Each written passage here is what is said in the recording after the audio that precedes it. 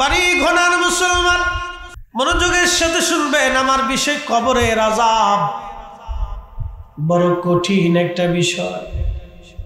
এমন মানুষ নাই রে যে মানুষ কবরের দেশে না যাবে। কুল্লু নাফস, এমন কোন জীবন নাই রে যায়কাতুল মউত, মরণের স্বাদ আস্বাদন করতে না হবে। এমন কোন জীবন নাই। কুকুর বলেন, বিড়াল বলেন, হাঁস মুরগি, গরু ছাগল, যে সাপে কামড় দিলে মানুষ মরে সে সাপও মারা যাবে। নবী আমার বান্দার মৃত্যু থেকে পালায়। আপনি আমার বান্দাদেরকে বলেন মরণ থেকে যতই পালাও, পালানোর কোনো রাস্তা নাই। ফাইন্নাহু মুলাকিকুম, মালাকুল মউত তার সাথে মোলাকাত করবে, পালানোর কোনো রাস্তা নাই। কঠিন আকৃতি নিয়ে বান্দার কাছে যখন হাজির হবে তার এমন বিকট চেহারা হবে, যদি বান্দা পাপিষ্ঠ হয়, যদি বান্দা বদকার হয়, এমন বিকট চেহারা তার হবে। রূহগুলি শরীরের প্রত্যেক অঙ্গে অঙ্গে দৌড়াইতে থাকে পালানোর জন্য। তখনই মানুষের মৃত্যুর যন্ত্রণা কঠিন থেকে কঠিন হয়। আল্লাহর হাবিব বললেন, উম্মত, একটা উটকে যদি জীবন্ত চামড়া ছিলাও, একটা উট যেমন করে ছটফট করতে থাকে, ওই উট চামড়া ছিলানোর পরে আবার চামড়া হবে, আবার ছিলানো হবে, আবার ছটফট করতে থাকবে, আবার চামড়া হবে, আবার ছিলানো হবে। এইভাবে একটা উটকে 100 বার জিন্দা হালতে সিলাইলে উটের যেমন যন্ত্রণা হয়, পাপিষ্ঠদের মরণের সময় ওইরকম যন্ত্রণা শুরু হতে থাকে। বড় কঠিন। ডাক্তারের সামনে রোগী চলে যায়, মায়ের কোল থেকে সন্তান চলে যায়, সন্তানের কোল থেকে বাবা চলে যায়, ভাইয়ের সামনে থেকে ভাইকে নিয়ে চলে যায়। কিছুই করার নাই। আমরা এখানে বিরাট বড় অসহায়। পৃথিবীর যত বড় জ্ঞান আর বিজ্ঞান হোক না কেন, কত রাজা বাচ্চারা, বিরাট বড় বড় ক্ষমতাধারী রাজা বাচ্চারা, যাদের পাহারায় হাজার হাজার লক্ষ লক্ষ সৈন্য থাকতো তাদের পাহারার জন্য, তাদের ভিতর থেকে আজরাইল রাজা বাচ্চাদেরকে নিয়ে গেল, কবরস্থ করা হলো। আজকে কত কবর পড়ে রয়েছে রাজা বাচ্চাদের। তাদের কবরের পাশে গরু গাধা ছাগল ভরা যায়, ঘাস তরু লতা পাতা হয়। কোনই শক্তি আজকে তাদের নাই, কোনই ক্ষমতা আজকে তাদের নাই, কোনো পাওয়ার আর আজকে তাদের নাই। কিন্তু জমিনে অলিরাও ঘুমায়, রাজা বাচ্চারা ঘুমায়। রাজা বাচ্চার কবরের পাশে কেউ যায় না, কিন্তু আল্লাহর অলিদের মাজারের পাশে যাইয়া মানুষেরা বসে বসে কান্না করে। তার মানে আমাদেরকে মানুষের মতো মানুষ হতে হবে, মুসলমানের মতো হয়ে কবরে যাইতে হবে। আল্লাহ তার নবীর কদমের গোলামি কইরা কবরে যাওয়া লাগবে। তাতেই জীবনের বিরাট বড় সার্থকতা। কথা বলেন ঠিক কিনা? এছাড়া জিন্দিগি বিপদ, 4 পয়সা মূল্য। এছাড়া জিন্দিগি সম্পূর্ণ বিফল, 1 পয়সারও দাম, কোনো মূল্য নেই। 1 পয়সাও দাম নাই। আল্লাহর নবী বললেন, সাহাবীরা, বান্দার ইন্তেকালের পরে যখন গোসল করানোর জন্য পানি গরম করা হয়, গোসলখানায় নিয়ে যাওয়া হয়, ও বান্দা তখন কেঁদে কেঁদে রুহুটা কাঁদের, বলে, সন্তান রে, এত তাড়াতাড়ি কি আমারে কবরে নিয়ে যাবা? গোসল করাইয়া খাটিয়ে করে যখন কবরের দিকে নিয়ে যায়, রুহু তখন কাঁদে, সন্তান রে, 40 বছর ধরে তোরে আগলায় রাখল, এত তাড়াতাড়ি আমার কবরের মধ্যে নিয়ে যাচ্ছ। পৃথিবীর যত বড় রাজা বাচ্চা হোক, মরে যাওয়ার পরে যত তাড়াতাড়ি সম্ভব কবরের দিকে নিয়ে যাওয়া হয়। কারণ কি জানেননি? মানুষের ইন্তেকালের পরে 24 ঘন্টা পরে পায়খানা রাস্তা দিয়ে একটা পোকা বের হয়ে তামাম শরীর ভরে পোকাটা ছড়ায় যায়। আহা, কত বড় দেমাগওয়ালা, কত বড় দেমাগওয়ালা, সম্পদওয়ালা, ক্ষমতাওয়ালা, কত বড় বড় অফিসার, কত বড় বড় সেনাধ্যক্ষ, কত বড় বড় ডিসিএসপি, সবই মরার পরে 24 ঘন্টার ভিতরে সব শেষ, কিচ্ছু নেই। পায়খানার রাস্তা দিয়ে পোকা তামাম শরীর ছড়ায়া গন্ধ ছড়াইতে থাকে। প্রচন্ড গন্ধে গ্রামের মানুষ বলবে তাড়াতাড়ি করে কবরে দিয়ে দাও। যে সন্তানের জন্য সুদের কারবারি করিয়া, ঘুষের কারবারি করিয়া জমি জমা বানাইলে, এই সন্তান বলবে তাড়াতাড়ি কবরে দিয়ে দাও, গন্ধ আসে। যে বিবির জন্য রে হালাল হারাম বাঁচলেন না, সেই বিবিও বলবে তাড়াতাড়ি কবরে দিয়ে দাও, গন্ধ ছড়ায়। ইন্তেকালের মাত্র 12 ঘন্টার ভিতরে আপনার সব শেষ হয়ে গেল, কবরে নিয়ে যাওয়া হচ্ছে, বড় কঠিন। নবীজি বললেন, আয়েশা রে, তুমি কি জানো মানুষের কঠিন সময়টা কখন? বলে, আল্লাহু রাসূলু আলাম, আল্লাহ তো নবী ভালো জানে। আল্লাহর হাবিব বলেন, আয়েশা, যখন বান্দারে খাটিয়ে করে কবরে নিয়ে যাওয়া হয়, তখন রুহুটা কাঁদতে থাকে, তার কান্না কেউ শোনে না। সন্তান কাঁধে করে নিয়ে যায় কবরে, রুহু কাঁদতে থাকে, কিন্তু কেউ তার কান্না শোনে না। কবরের আযাব যদি আমরা দেখিতাম, ঘরবাড়ি সারিয়ারে পাগল হইতাম, ঘরবাড়ি সারিয়ারে পাগল হইতাম। পশ্চিম বাড়িঘরের মুসলমান, নবীজি বলেন, আয়েশা, তারপরে কি জানো কোন সময়টা কঠিন? বলে, আল্লাহ রাসূল আলাম। বলে, কবরে যখন নামানো হয়, রুহু মনে মনে ভাবে, বুঝি আমার সঙ্গে 2 জন লোক যাবে, যারা কবরের মধ্যে 2 জন নামে। কবরের ভিতরে শুয়ে তারা যখন উঠে চলে আসে, তখন রুহু আরো জোরে জোরে কাঁদতে থাকে, আহা, সাথীরা রে, কবরে রেখে চলে যাচ্ছ, আজ আমি বড় একা হয়ে যাচ্ছি। ও তোর খালি হাতে একা পথি যাইতে হবে, মন বেরি দেখ না মন ঝাঁক মারি দুনিয়াদারি, ভাই বন্ধু আপন জনা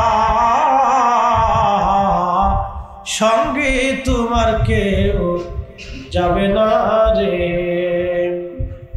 ও তোর খালি হাতে একা পথি, খালি হাতে একা পথি যাইতে হবে, মন বেরি দেখ না মন ঝাঁক মারি দুনিয়াদারি।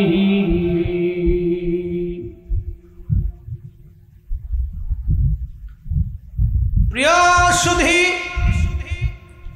আল্লাহর নবীজি বলতেছেন, কবরে নামাইয়া যখন সবাই চলে আসলো, আপনি তখন কি করবেন জানেননি? দাঁড়িয়ে থাকবেন। নবীজি বলেন, ইস্তাগফিরু লিআখিকুম, তোমরা তোমার ভাইয়ের জন্য ইস্তিগফার করতে থাকো। অনেক সময় কবর দিয়ে আমরা তাড়াহুড়া করে চলে আসি, যত তাড়াতাড়ি সম্ভব সরে যাই।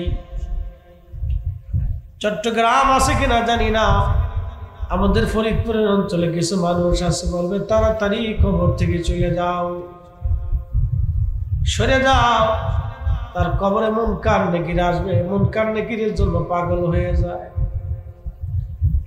আল্লাহর নবী বলেন, উম্মত কবরের পাশে দাঁড়াও, ইস্তেগফার করতে থাকো তোমার ভাইয়ের জন্য। কত সময় একটা উট জবাই দেওয়ার পরে চামড়া সিলাইয়া গোশত বানাইয়া বন্টন করতে যত সময় লাগে, অন্তত এতটা সময় হলো তুমি ভাইয়ের কবরের পাশে দাঁড়াইয়া ইস্তেগফার করো। কেননা কিছু সময় পরেই তার মন কান নেকির আসবে চূড়ান্ত ফয়সালা করার জন্য।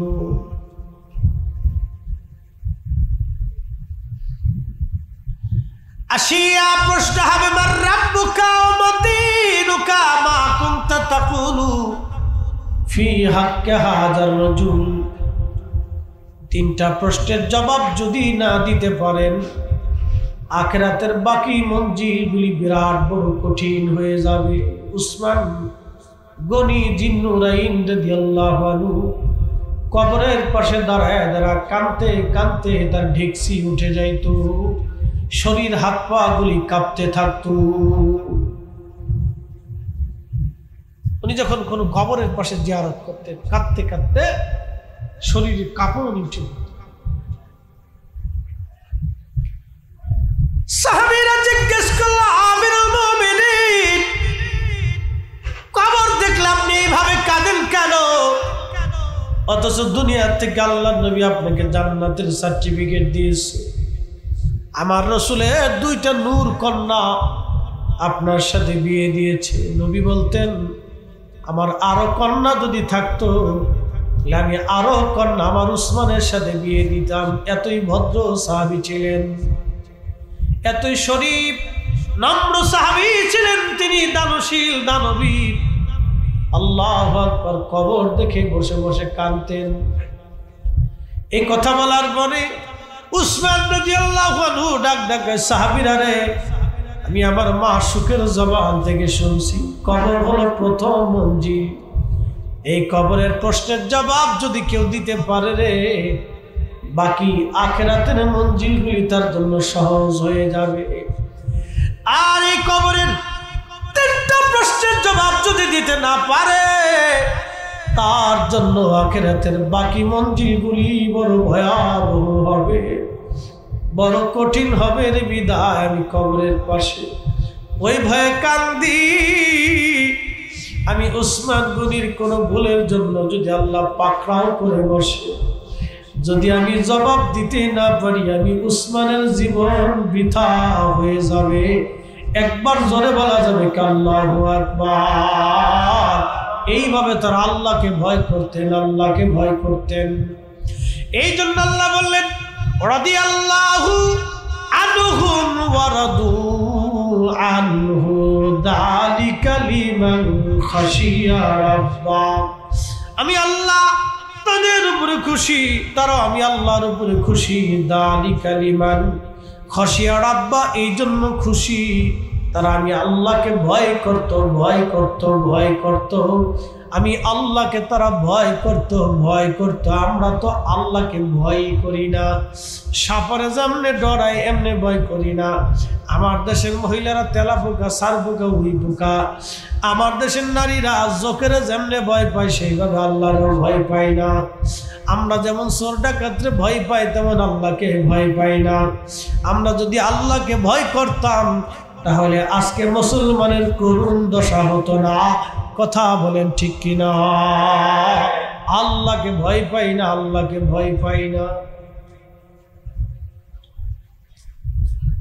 আল্লাহরে ভয় পাই না। খাদেম আবু বকর রাদিয়াল্লাহু আনহুকে খাবার নিয়ে দিচ্ছে, তো প্রতিদিন জিজ্ঞেস করে, আজকে একটু ক্ষুধা বেশি, জিজ্ঞেস করে। আবু বকর বললেন, এরে খাবার কোত্থেকে আনছিস? বলে অমুক গণকের বাড়ি থেকে আনছি। বলিস সর্বনাশ, লা হাওলা ওয়ালা কুওয়াতা ইল্লা বিল্লাহ। গণক ছিলেন যারা আপনার রাশি দেখে বলে দিবে আগামী ভাগ্যে আপনার বিপদ আছে। ওরে এখন থাপড়াইয়া ফিডাইয়া কেমন যে তুই 3 দিন আগে কি বলতে পারতি না যে আমি তোরে ফিডাবো?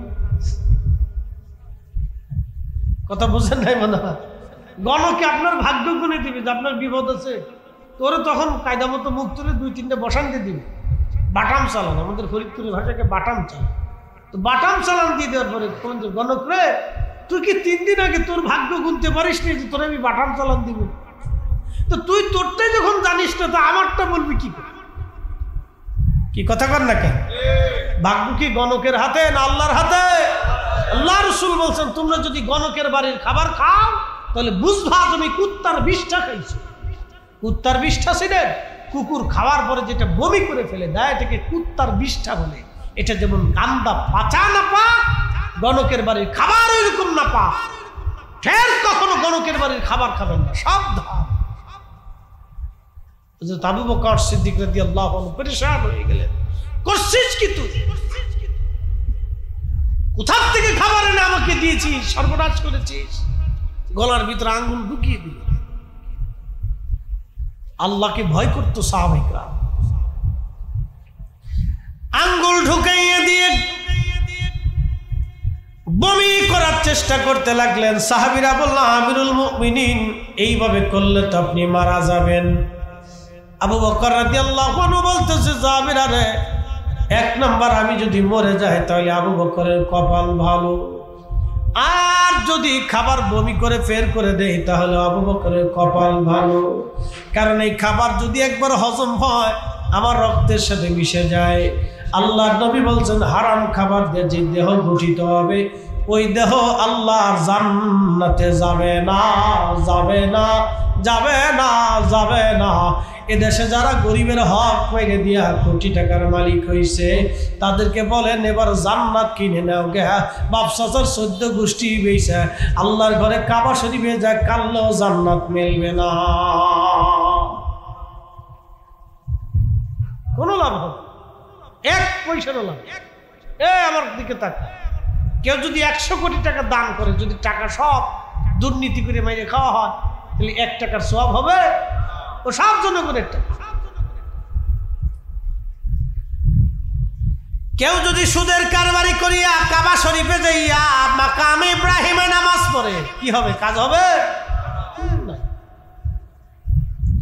কেউ যদি তাহাজ্জুদ নামাজ পড়িয়া আসিয়া গ্রামে অন্যায় বিচার করে তাহাজ্জুদে কাজ হবে? অবশ্যই হবে না। এই জন্য দিন আগে বুঝতে হবে। দিন হচ্ছে ন্যায় পরায়ণতা, ইনসাফ, হক হালাল, হকের জিন্দেগি। পাগড়ি মাথায় দিয়ে সারা বছর ফরিদি সাহেব যদি ঘুরে কাজ হবে না, যদি অন্যায় বিচার করে।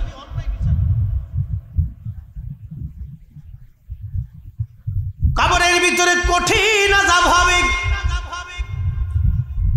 আল্লাহর হাবিব কবরের পাশ দিয়ে যাচ্ছে, নবীজি কবরের পাশে দাঁড়ায় গেলেন। পাশে একটা খেজুর গাছ, সাহাবীদেরকে বললেন একটা তাজা ডাল কেটে নিয়ে আসো। তাজা ডাল কেটে আনা হলো, ডালটাকে 2টা টুকরা করলেন নবীজি। 2 কবরে 2 টুকরা গেড়ে দিলেন। সাহাবীরা বলল হুজুর 2 কবরে 2 টুকরা গেড়ে দিলেন, এর হেতু কি, কারণ কি তো বুঝতে পারলাম না গো নবীজি। আল্লাহর নবীজি ডাক দেখে সাহাবীরা রে, কবরের ভিতরে আযাব হচ্ছে কঠিন আযাব। কঠিন আযাবের কারণে আমি কবরে 2টা ডাল গেড়ে দিয়েছি। ওই ডাল যত সময় ধরে জিকির করবে তত সময় পর্যন্ত কবরে আযাবকে আল্লাহ হালকা করে দেবে। একবার জোরে বলা যাবে কি সুবহানাল্লাহ? চিৎকার করে বলেন আল্লাহু আকবার। অ্যাটেনশন। কয়টা ডাল গাড়ছে? 2টো। কয় কবরে? 2 কবর। কবরের আযাব মাফ হবে কিসের কারণে? ডালের জিকির। আমরা তো বেদাতি, এর লেগে আমরা ফাতিহা করি, মাইয়িতের জন্য দোয়া করি। আমরা তো বেদাতি, এই জন্য কবরের পাশে কোরআন খতম দিই, দোয়া করি। আমরা তো বেদাতি, এই জন্য মাইয়িত মারা দেওয়ার পরে উলামায়ে কেরাম এনে তলবে ইলমদেরকে দাওয়াত করে কোরআন খতম দিয়ে কালমা খতম দিয়ে মাইয়িতের জন্য দোয়া করি। আমরা বেদাতি। তো আল্লাহ রাসূলকে জিজ্ঞেস করার দরকার, ইয়া রাসূলুল্লাহ আপনি যে খেজুরের ডাল গেড়ে দিলেন, তো খেজুরের ডালের জিকিরে যদি কবরের আযাব মাফ হয় তাহলে আমরার অপরাধটা কি? আমরা বেদাতি। কথা বুঝেন নাই মনে হয়? আমরা তো বানাইছি বেদাতি। তো ডালের জিকিরে যদি কবরের আযাব মাফ হয়, তাহলে আমাদের জিকিরেও কবরের আযাব মাফ হবে। কি কথা বল না কেন, ঠিক কিনা? আমরা বেদাতি তো হলাম, বেদাতি, অসুবিধা নেই।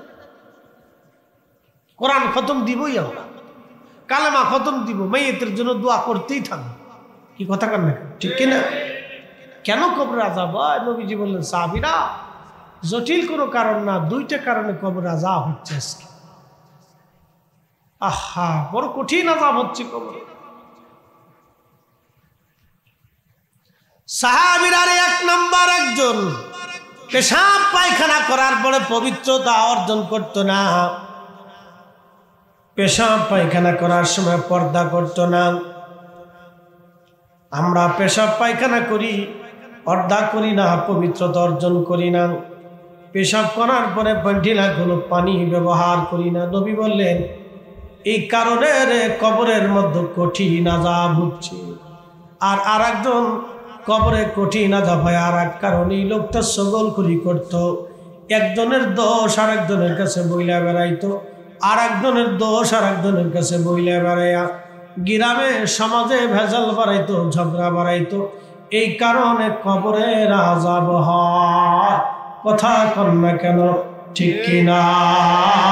আমার সমাজে এইরকম লোকের আর অভাব নাই। বলে, হুজুর কেমন? আপনাদের পশ্চিম বাড়িকোনাতে ধরেন একটা লোক আসছে চট্টগ্রাম থেকে, হেঁটে যাচ্ছে, লোকে জিজ্ঞেস করলো, মুরব্বী, জীবনে দেখিনি আপনাকে পশ্চিম বাড়িকোনা ঘনাতে আসছেন, তো কোথায় আসছিলেন? বলে, আব্দুর রহিম সাহেবের বাড়ি আসছিলাম। কি জন্য আসছিলেন? ওনার একটা মেয়ে আছে, আমার একটা ছেলে আছে, আত্মীয়তা হওয়ার কথা কয়, আর জায়গা পাইলেন না। তাহলে কারণ কি? না, মেয়ের চরিত্র ভালো না, মেয়ের মাও লোক খুব খারাপ। ভালো মেয়ে আছে, এগুলোর দরকার নেই, আমি একটা ঠিকানা দিয়ে, মানে খুব ভালো মেয়ে আছে। এরকম লোক বুঝি চট্টগ্রাম নাই? বিরাট অলি আল্লাহ, তাই না? আমাদের ফরিদপুরে নাই, বিরাট অলি আল্লাহ। বাংলাদেশের এমন কোন এলাকা নাই যে লোক না আছে। সকলখোর, ওরা মানুষ না হয়ে শিয়াল কুত্তা হইলে ভালো হইতো। এই কি কথা কর না কেন? ওরা মানুষ হয়েছে কেন? ওরা মানুষ কিসের জন্য হচ্ছে বলেন তো? মানুষ হয়েছে কেন? ওর শিয়াল কুত্তা হইলে এটাই ভালো ছিল। মানুষ নামের কলম, মানুষ হইতো। আমি নবী না মানিলাম, কি যে ভুল করিলাম। আমি নবী না মানিলাম, কি যে ভুল করিলাম। ভস্মে ঢালিলাম ঘি, মানুষ হইয়া ভবেতে আসিয়া। ও মানুষের করিলাম কি, মানুষ হইয়া ভবেতে আসিয়া। মানুষের করিলাম কি।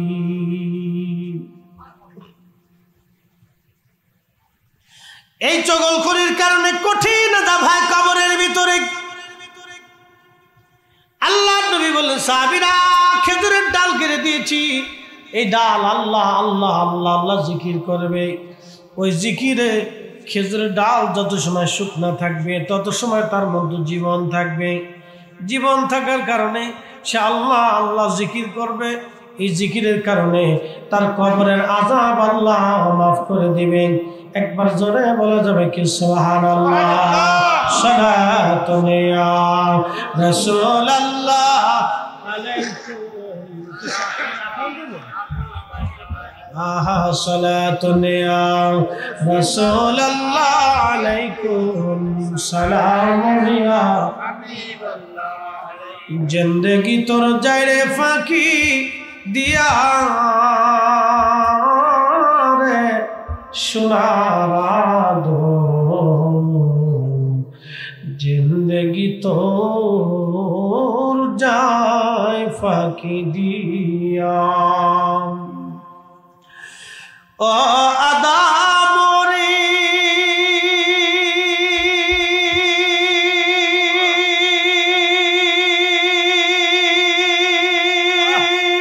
পাক ধরিয়ে গেছে দাড়ি, দন্তবাসী গুটাই সমন জারি গিয়াছে করিয়ারে সোনার জিন্দেগি তোর যায় ফাঁকি দিয়া,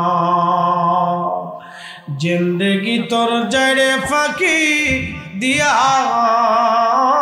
রে সোনার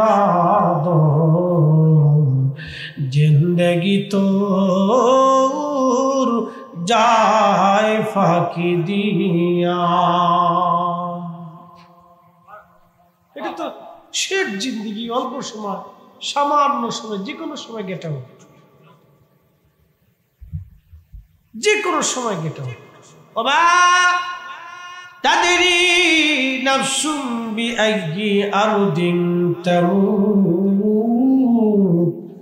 মরণ যেখানে আছে বান্দা সেখানে যাবে। কতক্ষণ ঠিক কিনা? মৃত্যু যেখানে আছে সেখানে বান্দা যাবে, ফিরার কোনো রাস্তা নাই, সেখানে যাবি। পশ্চিম বাড়ি ঘোনার মুসলমান বাবাজি, আমার বয়স কিন্তু শেষ হয়ে যাচ্ছে, যতদিন যায় বয়স শেষ হয়ে যায়, বয়স বাড়ে না, বয়স কমে যায়, কমে যায়, কমে যায়, কমে যায়।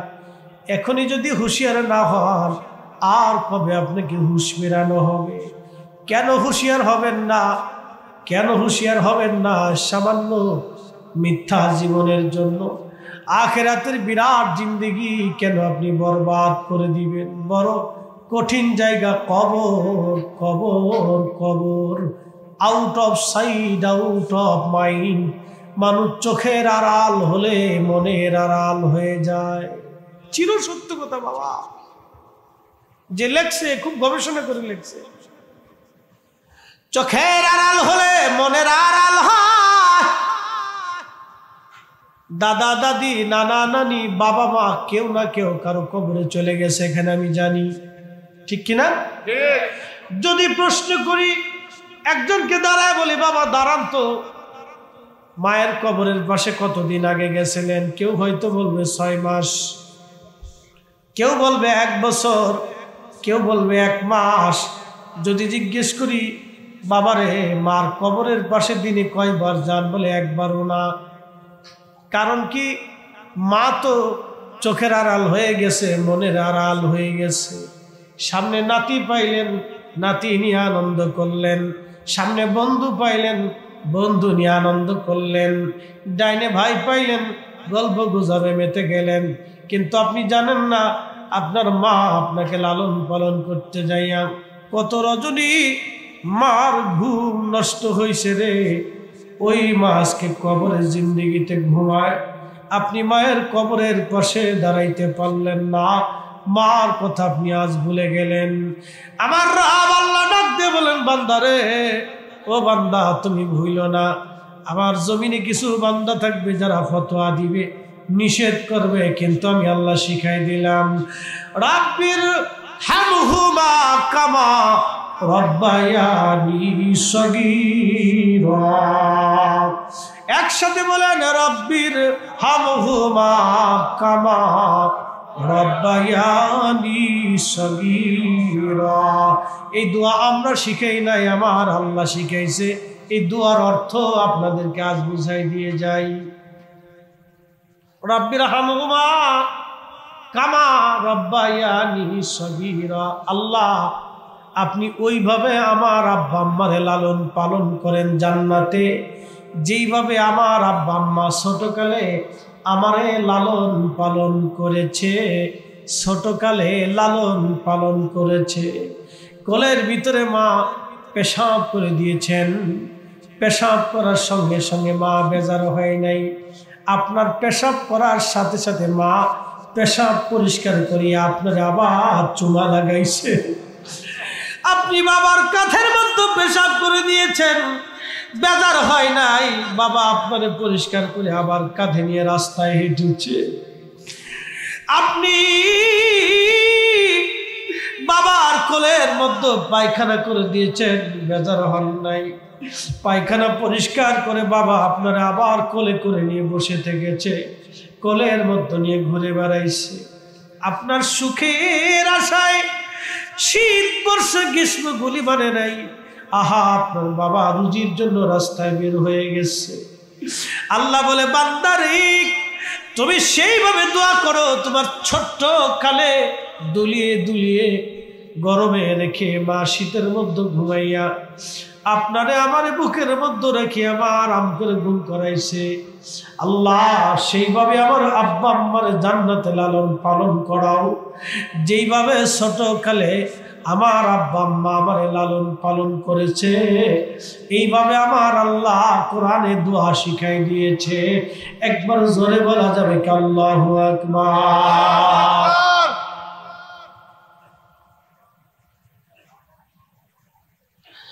কিন্তু কবরের পাশে দাঁড়াইতে পারি নাই, কবরের পাশে দাঁড়াইতে পারি নাই, কবরের পাশে দাঁড়াইতে পারি নাই। কবরের পাশে দাঁড়ায় যান, গভীর রাত্রিবেলাও যদি হয়, যদি সম্ভব হয় তাহাজ্জুদের সময় চলে যাবেন, ভয় যদি লাগে আরো পরে যান। বলবেন হুজুর কি জন্য গভীর রাত্রিবেলা কবরে যাব? কেন গো গভীর রাত্রিবেলা কবরে যাব? আমি বলি ভাই রে, এমন একটা সময় কবরের পাশে দাঁড়ান যখন নীরব। বলবেন হুজুর কবরের পাশে দাঁড়াবো যদি ভূতে ধরে। আহা না না না, আল্লাহর হাবিব জান্নাতুল বাকিতে রাত্রিবেলা জিয়ারত করতে যাইতেন। আম্মা জান আয়েশা হাত দিয়ে দেখতেছে ঘরের মধ্যে নবীজি নাই, মনে করলেন অন্য কোনো বিবির ঘরে গেছে। উঠে বের হয়ে তালাশ করে দেখে না, অন্য কারো ঘরে নবী যান নাই, তো নবী কোথায়? খুঁজতে বের হইয়া বর্তমান রওজা শরীফ তার বামে, জান্নাতুল বাকি 2-3 মিনিট লাগে। আম্মা জান হেঁটে হেঁটে খুঁজতে লাগলেন, যায় দেখতেছে জান্নাতুল বাকি থেকে কান্নার আওয়াজ আসে। এত রাত্রে কে কান্না করে রে? আম্মা জান আরো কাছে যায় দেখতেছে রহমতের নবী জান্নাতুল বাকিতে হাত বাড়ায় কাঁদে, বলে রব আমার সাহাবীরা এই কবরের মধ্যে ঘুমায়, আল্লাহ আপনি আমার সাহাবীদেরকে মাফ করে দেন, আল্লাহ আমার সাহাবীদেরকে আপনি মাফ করে দেন, আল্লাহ আমার সাহাবীদেরকে আমার উম্মতকে আপনি মাফ করে দেন, আমার উম্মতকে আপনি মাফ করে দেন। নবীজি রাতের আধারে জান্নাতুল বাকিতে যাইয়া কবরের পাশে দাঁড়াইয়া ধরে নবী কান্দে, রে উম্মতের আশা আমরা উম্মত হয়ে কিছুই দিতে পারি নাই, কিচ্ছু দিতে পারি নাই, আমরা উম্মত হয়ে কিছুই দিতে পারি নাই। এই জন্য বলি রাতের আধারে মায়ের কবরের পাশে দাঁড়ায় যাবেন, মা গো ও মা তুমি কেমন আছো? কত রজনী তুমি মা আমারে আগলায় রাখছো, বুকের মধ্যে ধরে রাখছো, কত রজনী তুমি মাকে ছাড়া আর ঘুমাইতে পারি নাই। আজকে মা কতটা বছর হয়েছে তুমি কবরের মধ্যে ঘুমাও, তোমার খোঁজ আমি নিতে পারি নাই। সূরা ইয়াসিন পড়ে ফেলেন, ইখলাস পড়ে ফেলেন, সূরা নাস আপনি পড়ে ফেলেন, দুরূদ শরীফ আপনি পড়ে ফেলেন, সূরা ফাতিহা পড়ে হাতটা বাড়াইয়া আল্লাহর দরবারে চোখের পানি ছেড়ে দিয়ে কেঁদে দেন, রাব্বির হামহুমা কামা রাব্বায়ানি সগীরা। যেইভাবে আমার মালিক আমার মা দুলিয়ে দুলিয়ে দুলিয়ে দুলিয়ে আমাকে দুনিয়ার মধ্যে লালন পালন করছে, আমার আব্বা যেইভাবে হাতে করে হাতে ধরে কাঁধে করে পিঠে করে নিয়ে ঘুরে বেড়াইছে, আমি খোকার সুখের জন্য বাবা দিনরাত পরিশ্রম করছে, মাথার ঘাম পায়ে ফেলাইছে। আল্লাহ ছোটকালে মা বাবা যেভাবে আমাকে আদর করে করে চুমায় চুমায় ভরে দিয়ে আমাকে লালন পালন করলো, তুমি আল্লাহ আমার আব্বা আম্মার এই কবরের জিন্দেগিতে জান্নাতের বাগানে লালন পালন করো। আল্লাহর নবী বলেন উম্মত রে মায়ের কবরের পাশে যদি তুমি দাঁড়াও, তোমার আমল নামায় একটা কবুল উমরা হজের নেকি আল্লাহ লিখে দিবে। আর তুমি যখন মা বাবার কবরের পাশে দাঁড়ায়া চোখের পানি ছেড়ে দিবা, সঙ্গে সঙ্গে বাবা মার কবরের আযাবগুলি আল্লাহ মাফ করে দেবে। জোরে বলেন সুবহানাল্লাহ। কবরের আযাব যদি আমরা দেখিতাম, ঘর বাড়ি সারিয়ারে পাগল হইতাম, ঘর বাড়ি সারিয়ারে পাগল হইতাম। আল্লাহুম্মা সাল্লি আলা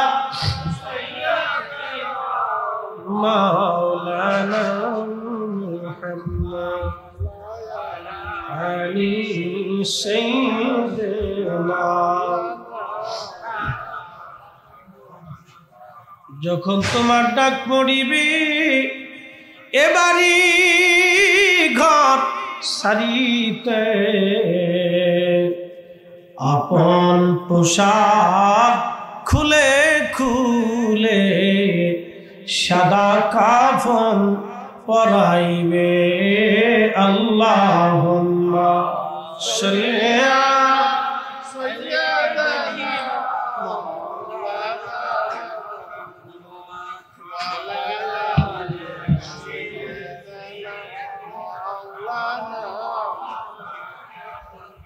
মুহাম্মদ সালাতুন আলাইকুম সালামুন হাবিবাল্লাহ। আহা সালাতুন রাসূলুল্লাহ আলাইকুম সালামুন। চট্টগ্রামবাসী কঠিন কবরে নবীজি বললেন, উম্মত রে, কবরের ভিতরে সর্বনিম্ন আযাব একটা সর্প আসবে, তিলক বিশিষ্ট সাপ। ওই সাপে তারে কামড়াইতে থাকবে, একটা কামড়ে 40 বছর পর্যন্ত যন্ত্রণা করতে থাকবে। ওই সাপ যদি পৃথিবীতে এসে তার নিঃশ্বাস যদি একবার ছাড়ত,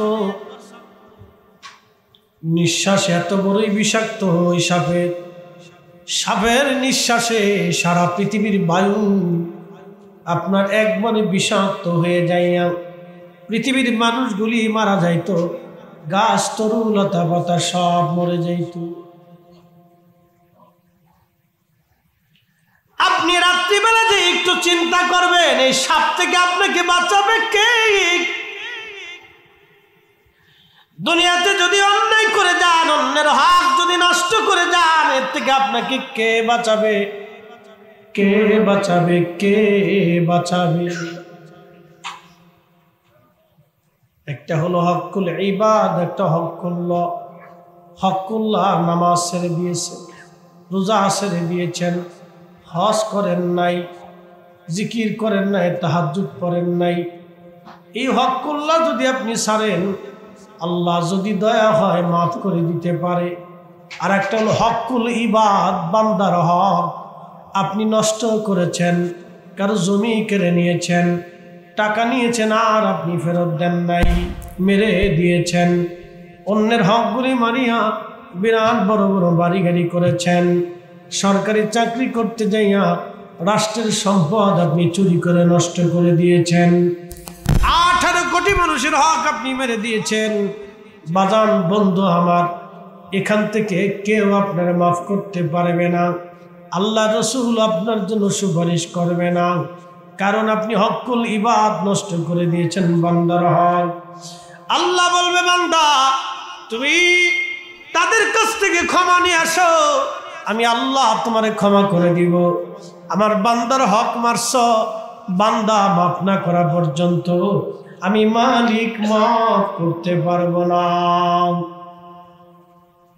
এটা কঠিন বলে দিয়ে যাচ্ছি, ইসলাম বুঝে যাবেন। খালি টুপি মাথায় দিয়ে মসজিদে ঢুকলে ইসলাম হয় না। আল্লাহ নবীজি কোন সাহাবীর ইন্তেকালের পরে কবরে দেওয়ার আগে নবী বলতেন তার কোনো ঋণ আসেনি। আল্লাহ নবীজি বলতেন তার কোনো ঋণ আসেনি। সাহাবীরা বলতেন হুজুর অমুক অমুক ঋণ আছে, নবীজি বলতেন দিয়ে দাও। বলে গরিব মানুষ, আল্লাহ নবী সাহাবীদেরকে বলতেন সাহাবীরা রে তোমরা কিছু কিছু দিয়ে তারা ঋণ মুক্ত করে কবরে নামাও, আমার এই উম্মতের ঋণ দিয়ে কবরে নামাইও না, ঋণ দিয়ে তারপরে কবরে নামাইও না। বড় কঠিন, বিরাট কঠিন। আপনি যদি বুঝেন, নবী বলতেন সাহাবীরা উম্মত রে ঋণ দিয়ে কবরে নামাইও না, ঋণ মুক্ত করে নামাও। কারণ হকুল ইবাদ আপনি মাফ করতে পারবেন না, হকুল্লাহ এটা আল্লাহ মাফ করতে পারে। ইসলাম আপনাকে বুঝতে হবে আসল ইসলাম কি, আসল দিন কি আপনাকে বোঝা লাগবে। আজ প্রিয় নবীজি ডাকতে বলতেন সাহাবীরা হকুল্লাহ আল্লাহ মাফ করবে, কিন্তু হকুল ইবাদ আল্লাহ মাফ করবে না। তারে ঋণ দিয়ে কবরে নামায়ও না, ঋণ মুক্ত করে কবরে দাও।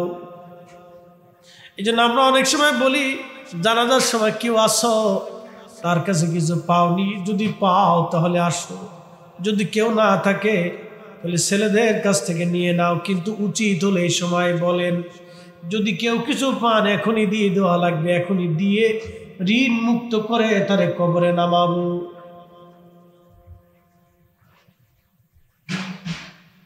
ঋণ মুক্ত করে কবরে নামাইতে হয়, কবর বড় কঠিন জায়গা।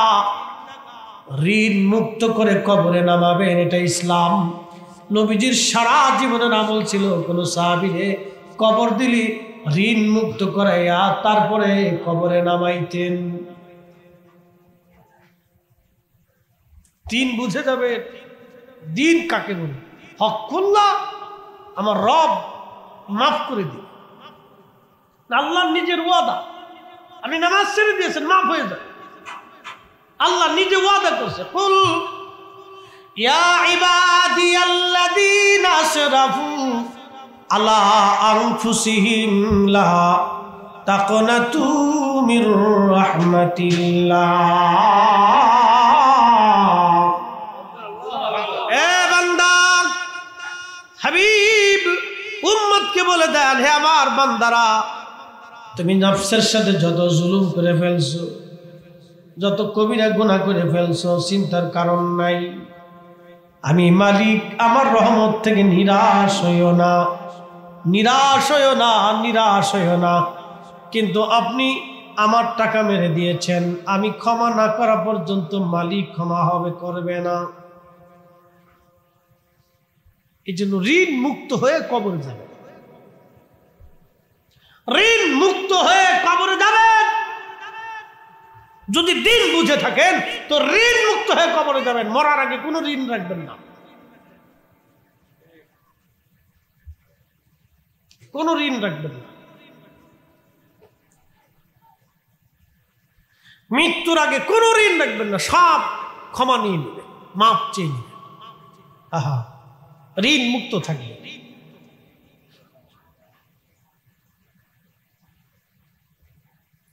প্রিয় উপস্থিতি,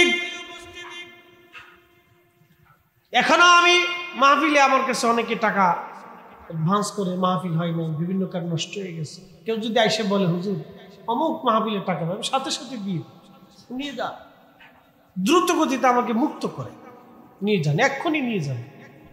কেউ যদি বলে হুজুর পাই ফেরত দিয়ে দেন, এর সাথে সাথে বিকাশে দিয়ে দেওয়ার চেষ্টা করুন, এখনই নিয়ে যান। এটা ভেজা রাখাই যাবে। আমার আব্বার ইন্তেকালের 3 দিন আগে আব্বা এবং সমস্ত বাজারের ঋণ টিন যাহা ছিল মুক্ত করে মাপ সাপ চেয়ে আসতে। আব্বারে মানুষ মোল্লা জীবন, আমরা মোল্লা বংশের মানুষ, তা আব্বা একটু বিচার সালিশ করতে, মোল্লা বলতো মানুষ, মোল্লাজি। তো মানুষ মনে করতেছে মোল্লাজি কি পাগল হইল নাকি, উনি মাপ সাপ চাই কেন? তো সবার কাছে মাপ চাই যে ভুল হয়ে গেছে, আমার মাফ করে দিন। কিন্তু তো 3 দিন পর আব্বা মারা গেছে। তো তখন সবাই কয় হ্যাঁ, এই মোল্লা তো মাপ সাপ চেয়ে মারা গেল, বুঝলাম না বেচারা এভাবে মারা যাবে। তো শোনেন, ঋণ মুক্ত হয়ে কবরে যান, নাহলে বিপদ আছে। আর কাউকে কবরে নামানোর আগে ঋণ আছে কিনা আগে খুঁজবেন, আর ওখানে উপস্থিত সবার কাছ থেকে ক্ষমা চাবেন, মাফ করার ওয়াদা করা, তারপরে কবরে দিয়ে, তার আগে দিয়ে দিন। বিপদ আছে, অনেক বড় বিপদ। প্রিয় মুসলমান, কবরের জিন্দেগি বড় কঠিন, বড় কঠিন জীবন, বড় কঠিন জীবন, বড় কঠিন। এই জন্য আল্লাহর নবী কোন সাহাবীর কবরের পাশে বসে থাকতেন, দোয়া করতেন, দীর্ঘ সময় দোয়া করতেন, দীর্ঘ সময় নবী দোয়া করতেন, বসে থাকতেন, দীর্ঘ সময় নবীজি কবরের পাশে বসে থাকতেন। আম্মাজান খাদিজার ইন্তেকালের পরে লাঠির উপরে ভর দিয়ে নবী দীর্ঘ সময় দাঁড়িয়েছিলেন, দীর্ঘ সময় নবীজি দাঁড়িয়েছিলেন। আম্মাজান আয়েশা সিদ্দিকা একদিন বলতেছিলেন, আল্লাহর নবী আমারে নিয়ে বর্তমানে হাজুন গোরস্থানে গেলেন। যে গাধার পিঠে চড়ে আমরা দুইজন গিয়েছিলাম, ওই গাধার রশি ধরে আমি হাজুনের বাহিরে দাঁড়ায় রইলাম। আল্লাহর হাবিব হাজুনের পাশে দাঁড়ায় দাঁড়ায় খুব কানতে কানতে নবীজির কান্না বেড়ে গেল। কানতে কানতে নবীজির হাত পা গুলি, চোখ বেয়ে বেয়ে পানি পড়তে লাগলো। নবীজির কান্না দেখে আমি আয়েশা আর স্থির থাকতে পারলাম না। আমি গাধার রশি ধরে ধরে দাঁড়ায় দাঁড়ায় কানতে লাগলাম। এত কান্না কাঁদছে, ঘুমাবেন না, আমার দিকে তাকা। তাহাজ্জুদের সময়, এখন এই সময় দোয়া কবুল হয়ে যাবে, একটা লোক ঝিম দিবেন। আল্লাহর নবী কাঁদতে কাঁদতে ঢেকসি উঠে গেল। আল্লামা ইমাম জালালউদ্দিন সুয়ুতি মাসালিকুল হুনাফা বিওয়ালিদাইল মুস্তাফার মধ্যে হাদিস খানা লেখছে, কান্না করতে করতে নবীজি ডেকসি উঠে গেল, শব্দ হতে লাগলো। আম্মা যারা আয়েশা সিদ্দিকা কান্না দেখে আম্মা জানু কেঁদে কেঁদে ফিরতে লাগলেন, রশি ধরে দাঁড়ায় দাঁড়ায় কাঁদতেছে। কিছু সময় পরে নবীজি হাসতে লাগলেন, হেসে হেসে হাজন থেকে বের হতে লাগলেন। আম্মা জান বলেন, হুজুর এত পরিমাণে কাঁদলেন গোরস্থানের পাশে দাঁড়াইয়া, আবার আপনি আপনার কান্না দেখে আমি আয়েশাও স্থির থাকতে পারি নাই। আমি গাদার রশি ধরে ধরে দাঁড়ায় দাঁড়ায় আমি কেঁদেছি। নবী গো, আপনি আবার হাসতে হাসতে বেরোয় আসলেন, কারণ কি? আল্লাহর নবী ডাক দিয়ে বললেন, আয়েশা রে, আমি কান্না করতেছিলাম আমার মার জন্য, বাবার জন্য কান্না করতেছিলাম। আমি আল্লাহর দরবারে খুব কাঁদতেছিলাম আমার মা এবং বাবার জন্য। আমি বেশি বেশি কান্না করতেছিলাম। আমার মালিক দয়া করে আমার আব্বা আম্মারে আমার সামনে আনাইলো, আমি তাদের কালেমা পড়াইয়া আমার দ্বীনের অন্তর্ভুক্ত করায় নিলাম। একবার জোরে বলবেন আল্লাহু আকবার। না না, চিৎকার মেরে জোরে বলেন আল্লাহু আকবার। আরে তাকবীর, আরে রিসালাত, আরে গাসিয়া, আরে সুন্নাতুল জামাত, মিলাদুন নবী, জিন্দাবাদ। ওয়া মিনাল লাইলি ফাতাহাজ্জাত বিহি নাফিলাতান লাক আসা আয়াবাসাকা রাব্বুকা মাকামান মাহমুদা।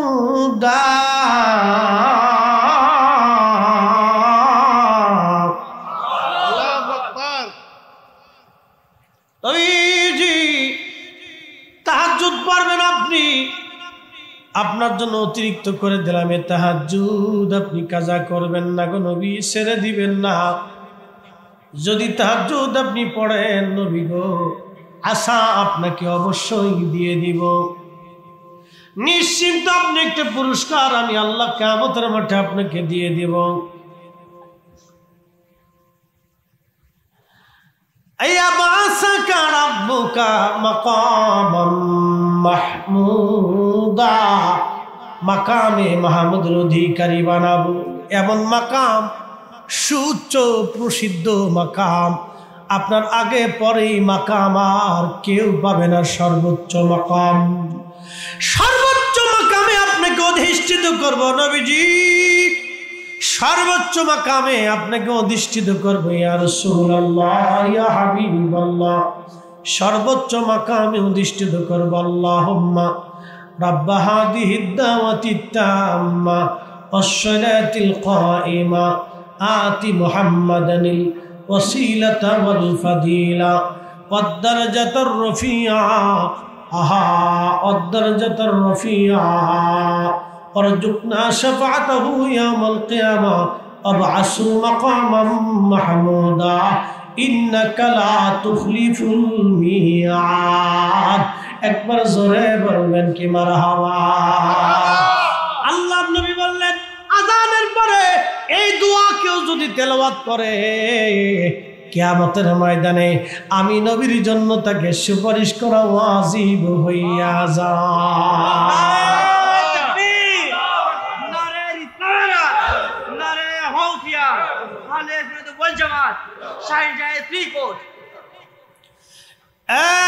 চট্টগ্রামবাসী, এই দুয়ার ভিতরে একটা শব্দ আছে, ওয়াবআসহু মাকামাম মাহমুদা, আর আপনি তাকে মাকামে মাহমুদে অধিষ্ঠিত করেন। আল্লাহ ইন্নাকা লা তুখলিফুল মিয়াদ, যার প্রতিশ্রুতি আপনি তাকে দিয়েছেন, আর নিশ্চয় আপনি আপনার ওয়াদা ভঙ্গ করেন না। জোরে বলবেন কি মারহাবা। কাজী নজরুল তো চিনছেন আপনারা, হ্যাঁ না ঘুমাইছে? হ্যাঁ, হাত উঁচা করেন তো সবাই, হাত উঁচা করেন। রাত 3টা বাজে তো, ঠিক আছে, লাড়াচাড়া দেন, লাড়াচাড়া দেন। হ্যাঁ ঠিক আছে, ঘুমাইছেন। আল্লাহ, মুসল্লি তো পাকা করা মুসল্লি দেখতেছি, রাত 2টা 2:30 পর্যন্ত লোক বসে থাকি কেন? আল্লাহু আকবার। হাজিরিন, কাজী নজরুল আন্ডার ম্যাট্রিক, ঠিক মতো মাদ্রাসা মক্তব্য কোন রকম পাস, এমন ছেলে আর বাংলার ঘরে বুঝি জন্ম হবে না। সাহিত্য এত চমৎকার লিখেছেন, আমার নবীর প্রশংসায় একটা নাত লিখে ফেললেন। শ্রেষ্ঠ নবী দিলাম তরিয়ে নিতে রোজ হাসুরি, শ্রেষ্ঠ নবী দিলাম তরিয়ে নিতে রোজ হাসুরি, পথ না ভুলি তাই তো দিলে, ও পথ না ভুলি তাই তো দিলে, পাক কুরআনের বাণী খুদা তোমার মেহেরবানি, খুদা তোমার মেহেরবানি। সুন্দর ফল, সুন্দর ফল। জবুর তেলাওয়াত করতেন, জোরে বলবেন কি আল্লাহু আকবার। কত সুর, 70 সুরে জবুর করতেন। সুরের মালিক কে? সুর দিছে কে? আল্লাহ। সুর পছন্দ করে কে? আল্লাহ। আমরা সুরে ওয়াজ করলে বেসুরে বক্তার ভাল লাগে না। এই কি কথা কর না কেন? আমাদের দেশে একদল আছে বেসুরে বক্তা, আমরা সুরে ওয়াজ করলে ওদের ভাল লাগে। সুর কি আমি বানাইছি? সুর আল্লাহ দিছে, সুর আল্লাহর পছন্দ। এই সুরের মুজিজা আল্লাহ নবীরে দিছে। আল্লাহু আকবার, আল্লাহু আকবার। নাহলে পৃথিবীতে সুরের মুজিজা আসবে কেন? 70 সুরে তেলাওয়াত করতেন, পশু পাখি মরে যাইতো স্টক করে দাপায় দাপায়। এত সুর ছিল। আল্লাহু আকবার, এত সুর ছিল দাউদ আলাইহিস সালাম। ওই সুর দিয়ে দাউদ আলাইহিস সালাম জান্নাতে জবুর তেলাওয়াত করবে, কোরআন তেলাওয়াত করবে। জান্নাতীরা হাজার হাজার বছর জবুর কোরআন তেলাওয়াত শুনে দাউদ আলাইহিস সালামের লাহানে মুগ্ধ হয়ে বসে থাকবে। একসাথে বলবেন না আল্লাহু আকবার, আল্লাহু আকবার। এত সুর, আল্লাহ নিজেই সুর পছন্দ করে, আর বেসুরে বক্তা খালি আপনারা হিংসা করে। কারণ কি? সুরে ওয়াজ করা জায়েজ নেই। কি এক পাগল তো চেয়েছে। আবার ভ্যাঙ্গা, এগুলো অসুস্থ। এখানে পাবনা নিয়ে মেন্টাল হসপিটাল ভর্তি করে চিকিৎসা করানোর দরকার। কি কথা কর না, অসুস্থ পাবনার মেন্টাল হসপিটাল দিয়ে দিয়ে ভালো করে চিকিৎসা করার দরকার। 200টা পাগলের মধ্যে বাইন্দে তুই থাক, তুই সপ্তাহখানিক থাক, তুই বুঝবি যে দুনিয়া কারে কর। পাগলের মধ্যে সাইডে দিলে বা শরীর ল্যাংটা করে সাইডে দিবে যা। ফাইজলিমি ধর্মটাকে একবারে উচ্ছৃঙ্খলার বিশৃঙ্খল বানিয়ে দিচ্ছে। আল্লাহ নিজে জান্নাতের ভিতরে নিয়ে গান শোনাবে জান্নাতীদেরকে। একসাথে বলবেন না মারহাবা। এ কিন্তু দুনিয়ার গান না, ফাইটে যায় বুকটা ফাইটে যায়। বন্ধু যখন বলইয়া আমার বাড়ির কোঞ্চা দিয়ে হাইটে যায় হাইটে যায়, এই গান না কিন্তু সাবধানে, এটা গান আল্লাহ জান্নাতে শুনাইতো না। এই গান শোনাইতো না। আমার চিন্তা করে না যে এই গান শুনবো নি, না না না। এই গান না রে, জান্নাতের রমণীরা পবিত্র। যেহেতু আজ আসছে একটু শোনাই দিয়ে যায়। সুন্দরী বেডি রাস্তা দিয়ে গেলে আপনার চোখ এমনি চাইয়া থাকে না, হা সুন্দর। ওই যে কয়দিন আগে এক শয়তানের সাক্ষাৎকার নিচ্ছে, এই শয়তানে কয় কি, সুন্দর বেডি দেখলাম সে থাকবে, অসুবিধা কি, আল্লাহ তো সৃষ্টি করছে। কত বড় শয়তান চিন্তা করে। ওরে লিয়া পায়খানার ভিতরে মুখটার দূরিয়ে শুবে পায়খানা তো আল্লাহ বানাইছে, তুই একটু সাইডে খা। কাকা গাঁজা আল্লাহ বানাইছে, তো গাঁজা খাবো না কেন? তোর বাথরুমের ভিতরে বাথরুম খায়, এটাও তো আল্লাহ বানাইছে, তুই খা। কি কথা কর না কেন? শয়তানের একটা সীমা থাকা উচিত, বদমাইশের একটা সীমা থাকা উচিত। সীমা অতিক্রম করে ফেলছে শয়তানে।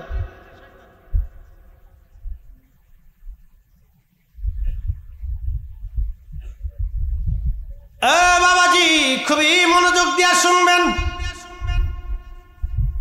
সরে গেছে চুরি করতে, গেরাস্ত ধরছে, সরে ডাক দেখো গেরাস্তরে আমারে মারিস কেন? গেরাস্ত কয় তুই যে চুরি করতে আইস, তোমার কি আদর কর্ম নিরে বেড়া? আমি যে চুরি করতে আইছি, আমি কি আমার ইচ্ছা আইছি? আল্লাহর হুকুমে আইছি। দলিল কি? দলিল হলো আল্লাহর হুকুম ছাড়া গাছের পাতা নড়ে না। তো তাই যদি হয় আমি চুরি করতে আইছি, আল্লাহর হুকুমে আইছি। চোরেরও দলিল আছে, তো চোরের যে দলিল ও শয়তানেরও একই দলিল। গাছ আল্লাহ বানাইছে আমি খাবো, তো গু আল্লাহ বানাইছে এটা তুই খা।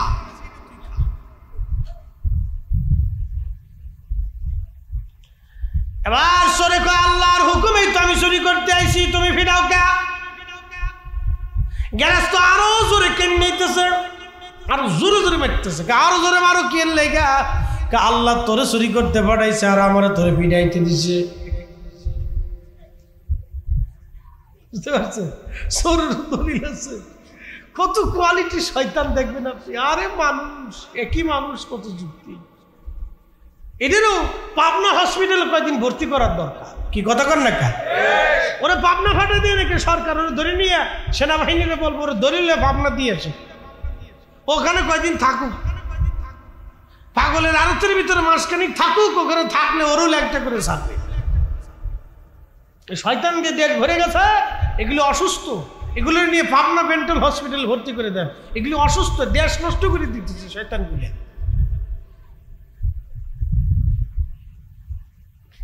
বন্ধু আমার খুব মনোযোগ দিয়ে।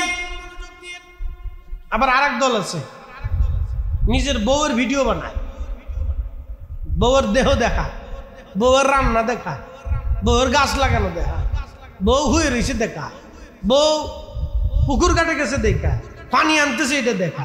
এই সমস্ত হলো এক ধরনের পতিতাবৃত্তি, দাউস। যে সমস্ত পুরুষরা নিজের স্ত্রীর ভিডিও সেইটা টিকটক বানায়, এইগুলি হচ্ছে দাউস। এইগুলিকে ব্যবসা করে টাকা কামায় খা। মনে রাখবেন, এত বড় নিকৃষ্ট দাও যে সমস্ত পুরুষের ভিক্ষা করে খাওয়া উচিত, ও এক ধরনের পতিতাবৃত্তি করে নিজের স্ত্রীর দেহ দেখায় যে পয়সা কামাই করে, ওর মতো পতিতা নিকৃষ্ট আল্লাহর সৃষ্টিজীব আসমানের নিচে নাই। কথা কোন ঠিক কিনা? ওগুলোর ভাবনা হসপিটালে দিয়ে দেন, পাগলা গারদে দিয়েছেন, মাসখানিক ওইখানে থাকুন, ও কোনো শাস্তি মাস্তি নেই, জেলখানা দেওয়া লাগবে না, পাগলা গারদে দিয়ে আসো, যা থাক ওখানে করে কয়েকদিন, মাসখানিক থাক, তুই অসুস্থ হয়ে তারপরে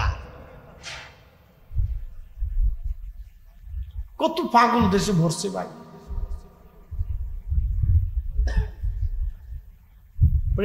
চট্টগ্রামবাসী,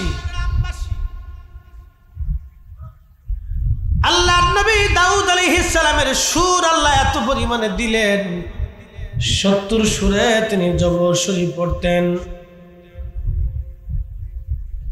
আবার রাসূলের দরবারে সাহাবীরা থাকতো, যারা সুন্দর সুন্দর নাত পরে পরে নবীর প্রশংসা গাইতেন, আল্লাহর গুণ কীর্তন করতেন, পূর্বপুরুষদের কীর্তি গাথাগুলি তারা গাইতেন সুরে সুরে সুরে সুরে দব বাজাইয়া বাজাইয়া।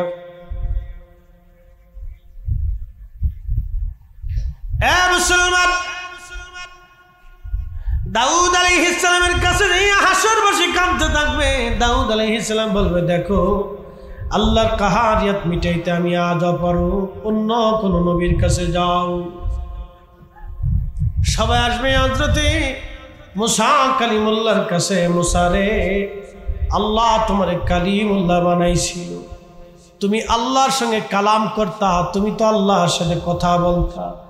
যাও গো পয়গম্বর মুসা, আল্লাহর দরবারে আজকে কালাম করে কথা বলে খুদার কাহারিয়াত তুমি দমায় আসো। মুসা আলাইহিস সালাম বলবে, যদি আমি কালামুল্লাহ খুদার সাথে তোর পাহাড়ে কথা বলেছি, কিন্তু আল্লাহর কাহারিয়াত মিটানোর মতো আজকে আমি অপারো, অন্য কোন নবীর দরবারে যাও। সবাই দৌড়াইয়া ঈসা রুহুল্লাহর কাছে আসবে। ঈসা নবী গো, আল্লাহ আপনার রুহুল্লাহ বানিয়েছিল, কালামুল্লাহ বানিয়েছিল, আপনিও আল্লাহর সাথে কথা বলেছেন, রুহুল্লাহ বানিয়েছে আল্লাহ। শিশুকালে মায়ের পবিত্রতার জন্য শিশুকালে আপনি মানুষের সাথে কথা বলেছেন, জিন্দা মূর্তিকে খোদার হুকুমে আপনি জিন্দা করতেন। কালাম রুহুল্লাহ গো, আজকে আল্লাহর সঙ্গে কালাম করে কথা বলে আল্লাহর কাহারিয়াত মিটায় আসেন। হাসরের মাঠ বড় কঠিন, আমাদের আর সহ্য হয় না। ঈসা রুহুল্লাহ ডাক দেয় বলবে, হাসরবাসীরই এই ব্যাপারে আমি অপারগ, কিন্তু একটা ঠিকানা দিতে পারি, তার কাছে যদি যাও তাহলে আজকে কাজ হয়ে যাবে। আমি ঈসা রুহুল্লাহ পৃথিবীতে যে নবীর উম্মত হয়ে গিয়েছিলাম, ওই নবীর দরবারে রাহমাতুল লিল আলামিনের বারগাহে যদি যাও, যদি নবী রাজি হয় রে, আল্লাহর কাহারিয়াত উনি ছাড়া আজ কেউ দমাইতে পারবে না, আল্লাহকে উনি ছাড়া আর কেউ খুশি করতে পারবে না। একবার জোরে বলবেন কি ইয়া রাসূলুল্লাহ।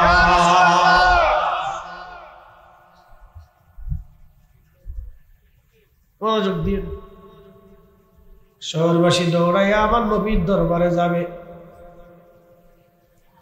কাঁদতে থাকবে, নবীজির দরবারের সামনে দাঁড়ায় দাঁড়ায় কাঁদতে থাকবে। নবীজি উম্মতের কান্না দেখে আর সহ্য করতে পারবে না। নবী কেঁদে দিয়ে বলবে, উম্মত রে, কান্না করবা না, দাঁড়াও দাঁড়াও, মায়া ভালোবাসা, এটি আল্লাহ রসুলের প্রেম, উম্মতের প্রতি নবীর প্রেম। এই জন্য নবীর দরবারে কিছু উম্মত ছিল যারা চোখের পানি দিয়ে নবীকে রাজি করত, ভালোবাসা দিয়ে নবীকে খুশি করত। আল্লাহ বানাইলেন কত জাতি,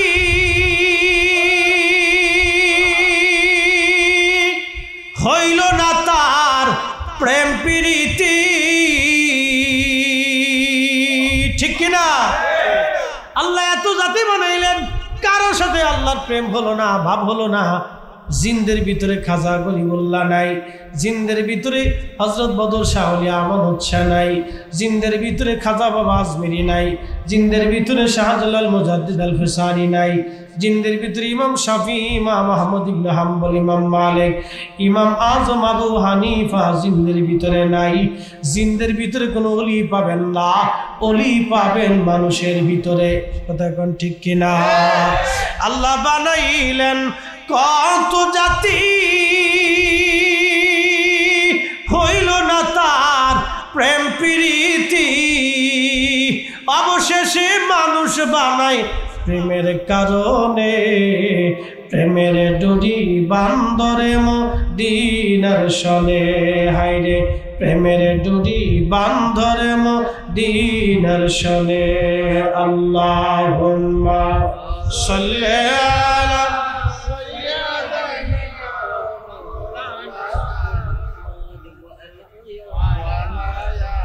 আলি সাইয়্যিদিনা।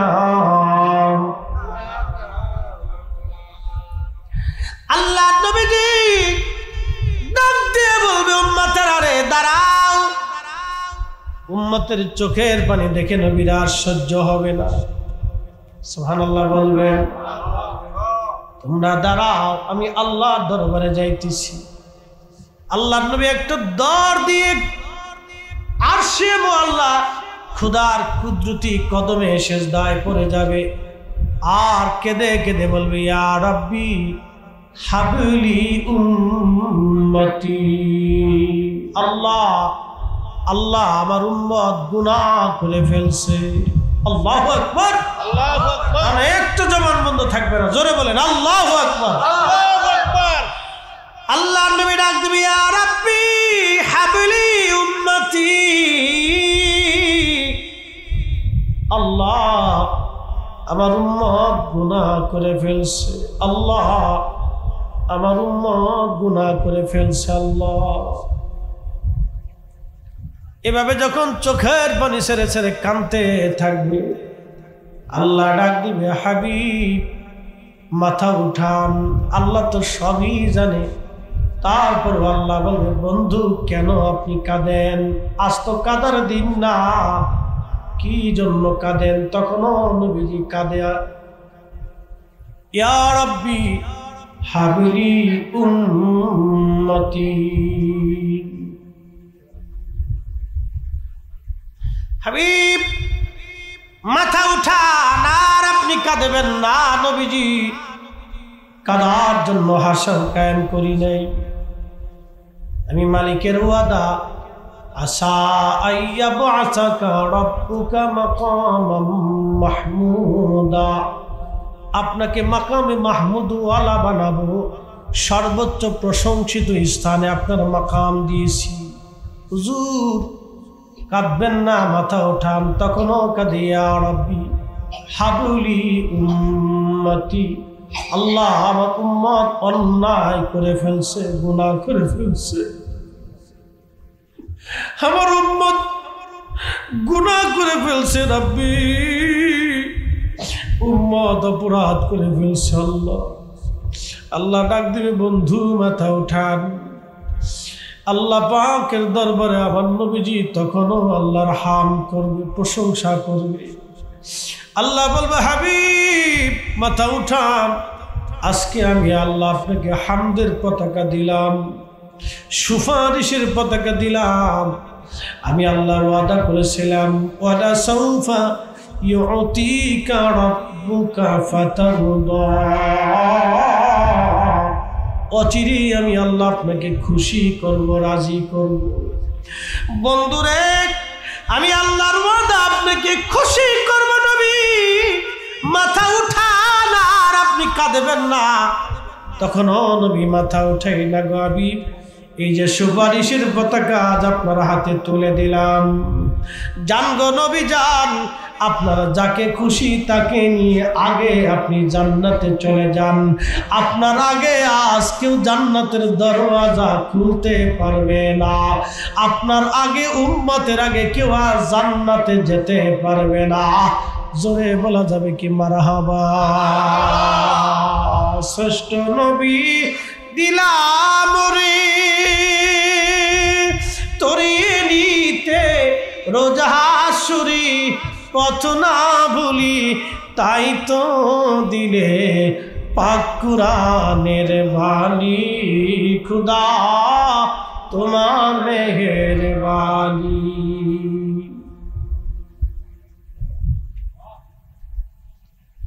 এই নবীজির সুপারিশ শুরু হয়ে যাবে। নবী বললেন ৭০,০০০ উম্মত নিয়ে আমি রওনা হব।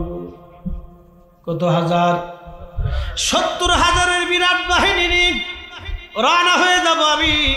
তার সাথে আরো ৭০,০০০ করে থাকবে, আরো এক একজনের সঙ্গে আরো ৭০,০০০ করে নিয়ে আমি নবী সবার আগে জান্নাতে কোরআন আর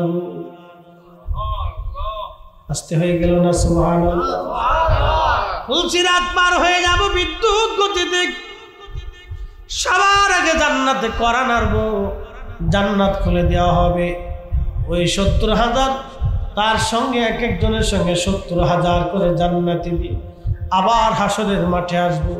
একবার মিজানের পাল্লায়, আবার ফুলসিরাতের ঘাটে, আবার হাউজে কাউসারে, আবার আমি আল্লাহ রাব্বুল আলামিন মিজানের পাল্লা আমি নবী দাঁড়ায় যাব। আমার একটা উম্মত যাতে জাহান্নামে চলে না যায়, আমার নবীর সুপারিশ এটা শাফায়াত। কেউ যদি নবীর শাফায়াতকে ইনকার করে, অস্বীকার করে, সে কিয়ামতের ময়দানে আমার নবীর শাফায়াত পাবে না। কথা কোন ঠিক কিনা?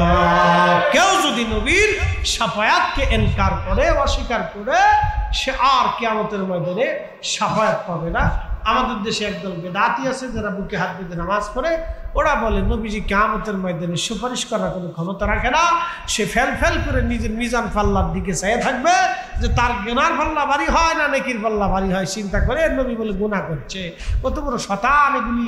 আল্লাহ এগুলি থেকে আমাদের ঈমানকে হেফাজত করুন। সাল্লাল্লাহু আলাইহি।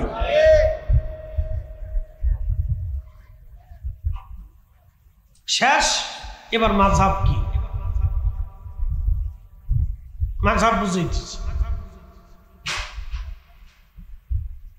মাযহাব হচ্ছে একটা ফিকহি প্রেসক্রিপশন। ডাক্তাররা আপনাদেরকে প্রেসক্রিপশন দেয় না? এই মাযহাব হচ্ছে একটা প্রেসক্রিপশনের মতো। 4টে মাযহাব, 4টে প্রেসক্রিপশন। বলে হুজুর এটা কেমন? আমাদের ইসলামের ভিতরে প্রথম মাযহাব হচ্ছে মাযহাব হানাফি। ইমামুল আজম আবু হানিফা রাহমাতুল্লাহ আলাইহি, তিনার গবেষণা পরিষদ উলামায়ে কেরাম, তিনারা গবেষণা করে করে কোরআন সুন্নাহ থেকে রিসার্চ করে এই প্রেসক্রিপশন তৈরি করছে। বলে সাহাবীরা তাহলে কার প্রেসক্রিপশন মানছে? সাহাবীরা সরাসরি আল্লাহ রসুলের বায়াত ছিল, সাহাবীরা সরাসরি আল্লাহ রসুলের ছাত্র ছিল, এই জন্য ওনারা সরাসরি রসুলকে দেখছেন, ফলো করছেন। তাবিনরা তাবিদের ছাত্র ছিল, সাহাবীদের ছাত্র ছিল, যার কারণে ওনাদের সময়ে তেমন মতানৈক্য সৃষ্টি হয়নি। এরপরে এসে ইসলামের ভিতরে বিভিন্ন মতপার্থক্য, মতানৈক্য আসতে লাগে, দূরত্ব তৈরি হতে লাগে। ঠিক তখনই উলামায়ে কেরামদের ভিতরে সর্বপ্রথম ইমামুল আজম আবু হানিফা রাহমাতুল্লাহ আলাইহি, ইমাম মালিক রাহমাতুল্লাহ আলাইহি, ইমাম শাফি, ইমাম হাম্বল, এই 4 জনে, তার ভিতরে সর্বপ্রথম ইমাম মালিক এবং ইমাম আজম আবু হানিফা রাহমাতুল্লাহ আলাইহি, এই 2 জনের গবেষণা পরিষদ কোরআন সুন্নাহকে রিসার্চ করে গবেষণা করে একটা প্রেসক্রিপশন তৈরি করলো যে তোমরা এই প্রেসক্রিপশনের জন্য মুসলিম মিল্লাতকে একটা গাইডের ভিতরে নিয়ে আসলে। একসাথে বলবেন না মারহাবা? মুসলিম মিল্লাতকে কিসের ভিতরে নিয়ে আসলে? একটা আমাদের দেশে সংবিধান আছে না? কথা কন না কেন? সংবিধান আসেনি? ওই সংবিধান অনুযায়ী দেশ পরিচালিত হয়। দেশের রুলস, আইন, কানুন ওই সংবিধান অনুযায়ী পরিচালিত। মনোযোগ দিয়ে। তা উলামায়ে কেরাম তিনারা কোরআন সুন্নাহ থেকে রিসার্চ করে এরকম একটা প্রেসক্রিপশন তৈরি করলেন। এই প্রেসক্রিপশনের নাম হচ্ছে মাযহাব। এই প্রেসক্রিপশনের নাম হচ্ছে মাযহাব। এখন আমি আপনি রোগী, যদি প্রেসক্রিপশন অনুযায়ী না চলি, নিজের মত মতো চলি, তাহলে রোগ সারবে? বিপদে পড়ে যাবে। ওই সমানার উলামায়ে মুতাকাদ্দিমিন তিনারা রিসার্চ করে কোরআন সুন্নাহ থেকে আমাদের জন্য একটা প্রেসক্রিপশন তৈরি করে দিয়েছেন। আমরা সবাই রোগী, প্রেসক্রিপশন করে দিয়েছেন, এই জন্য হানাফি প্রেসক্রিপশনে আমরা চলি। শাফিঈ মাযহাবের যারা, তারা শাফিঈ মাযহাবের প্রেসক্রিপশনে চলে। মালিকি মাযহাব যারা, তারা মালিকি মাযহাবের প্রেসক্রিপশনে চলে। আর যারা হাম্বলি মাযহাবের, তারা হাম্বলি মাযহাবের প্রেসক্রিপশনে চলে। অর্থাৎ কোরআন সুন্নাহ থেকে গবেষণা করে বের করা প্রেসক্রিপশন, এটা কিন্তু আলাদা প্রেসক্রিপশন না। আর যারা লামাযহাব, তাদের কোনো প্রেসক্রিপশন নাই, তারা নিজেরা বই কিতাব ঘেটে ঘেটে নিজেরাই প্রেসক্রিপশন তৈরি করে। পাগল। এখন আপনাদেরকে বলি, ওরা বলে কোরআন সুন্নাহ মানলেই তো যথেষ্ট হয়, তা আবার মাযহাবের দরকার কি? তাদের কথা এটা। তাকে ডাক্তারের কাছে নিয়ে যাবেন, নিয়ে যাওয়ার পরে ডাক্তার তাদের চেকআপ টেকআপ করে বলবে, ভাই যান, আপনি তো কোরআন সুন্নাহ ছাড়া আর কিছু মানেন টানেন না, তাহলে এক কাজ করেন, রোগের জন্য যেহেতু আপনি আমার কাছে আইছেন, আমার কাছে আসার দরকার নাই, আমি ডাক্তারি শাস্ত্রের বইটই যা আছে সব আপনাকে দিয়ে দিই, আপনি পড়ে টরে নিজের প্রেসক্রিপশন নিজে করে দিয়ে। এটা কেমন হবে বলেন তো? ও যেমন মরণ দশা, তো ঠিক আমরা যদি মাযহাব ফলো না করে নিজেরা কোরআন সুন্নাহ বুঝতে চাই, তখন আমাদের দশা হবে তাই। কথা কোন ঠিক কিনা? কারণ হাদিসের একই সাবজেক্টের উপরে অনেক হাদিস আসছে, আপনি কোনটা ছাড়বেন কোনটা মানবেন খুঁজে পাবেন না। কোরআনের ব্যাখ্যা বিশ্লেষণ আপনি খুঁজে পাবেন না, বুঝতে পারবেন না। এই জন্য উলামায়ে কেরাম মুহাক্কিক, যুগ শ্রেষ্ঠ, পৃথিবীর শ্রেষ্ঠ আলেমরা মিলে তারা গবেষণা করে রিসার্চ করে আমাদের জন্য একটা প্রেসক্রিপশন তৈরি করছেন। ইবনে সিনা, তিনি হচ্ছে চিকিৎসা শাস্ত্রের জনক। তিনি যদি সূত্র আবিষ্কার করে চিকিৎসা শাস্ত্রের এই পদ্ধতি প্রেসক্রিপশন করে না দিতেন, তাহলে আজকে পৃথিবীর মানুষ বিভিন্ন রোগে আক্রান্ত হয়ে আজকে এই প্রেসক্রিপশন খুঁজে পাইতো না। ইবনে সিনা হচ্ছে চিকিৎসা জগতের আমির। তিনার প্রেসক্রিপশনকে পৃথিবীর সবাই ফলো করে, পৃথিবীর কোনো ডাক্তার কিন্তু তার দোষ ধরে না। ঠিক আমরাও ইমাম আবু হানিফা রাহমাতুল্লাহের প্রেসক্রিপশনে চলব, আমরা তার ভুল ধরতে পারবো না, কারণ সেই সময়কার বিজ্ঞ উলামায়ে কেরাম রিসার্চ গবেষণা করে তারা আমাদের জন্য প্রেসক্রিপশন তৈরি করছেন। তা বলেন ঠিক না বেঠি? আশা করি মাযহাব কি বুঝতে পারছেন, কেন প্রয়োজন ওটা বুঝাইলাম রুগী দিয়ে। রুগী যদি নিজে নিজে বই পড়িয়া ওষুধ বের করে নিজে প্রেসক্রিপশন করে, তো রুগীর যে হালত হবে, কোরআন সুন্নাহ নিজে গবেষণা করিয়া নিজে বের করিয়া মানতে গেলে আপনারও এরকম দশা হবে। কারণ এই বিদ্যার মহাসাগরে আপনি সাঁতারও হতে পারি না। কথা কান না ঠিক কিনা? চিকিৎসা শাস্ত্রে আমি কিছু হইতে পারছি? কিচ্ছু হতে পারি, কিচ্ছু হতে পারি। তো কোরআন সুন্নাহর মহাবিদ্যা আপনি কিছু না। এই জন্য কোরআনে আল্লাহ পাকের দিক নির্দেশনা দিয়ে দিয়েছেন, ইয়া আইয়ুহাল্লাযীনা আমানু আতিউল্লাহ ওয়া আতিউর রাসূল।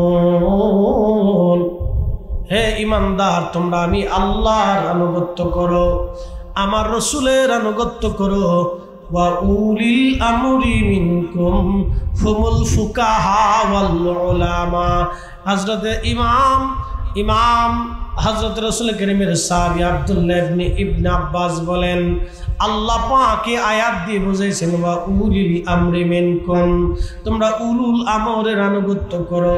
হুমুল ফুকাহা ওয়াল উলামা, ফুকাহে কেরাম এবং উলামায়ে কেরামের আনুগত্য করো। একবার জোরে বলা যাবে কি মারহাবা? ফুকাহে কেরামের তবকা হলো 7টা। 7 তবকার প্রথম ফকি যিনি, তিনি ইমামুল আজম আবু হানিফা রাহমাতুল্লাহি আলাইহি। তিনি হলো ফিকহের জনক। ফিকহের চিকিৎসা শাস্ত্রের জনক হলো ইবনে সিনা। উনি যেমন চিকিৎসা শাস্ত্রের রুলস করেছেন। এই যে আপনারা বলেন, আমার দিকে থাকে, এই ঘুমাবেন না, মির্গি রুগী চিনেননি আপনারা? মির্গি রুগী যদি পড়ে যায় তাহলে আপনারা কি শুকান? কি এর জুতা? প্লাস্টিক, ভ্যাকসিন, তা কি? তো চামড়ার জুতা শুকাইলে মির্গি রোগের রোগ ভালো হয়, এই আবিষ্কার আমরা করি নাই, এটা চিকিৎসা শাস্ত্রের জনক বিজ্ঞানীরা করছে। কথা কোন ঠিক কিনা? যদি এরা জনক, এরা আবিষ্কার না করতেন তাহলে আমরা জীবনে এটা বুঝতাম পারতাম না। তো এইরকম কোরআন সুন্নাহ থেকে গবেষণা করে আইম্মে ইকরাম আমাদের জন্য ওষুধ বের করে আনছে।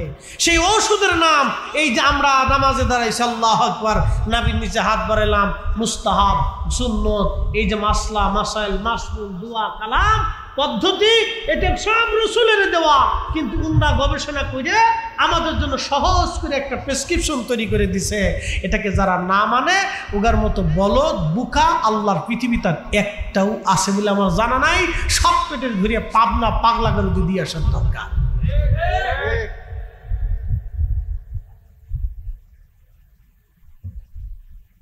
আল্লাহ বলছেন উলুল আমরকে মান্য করো।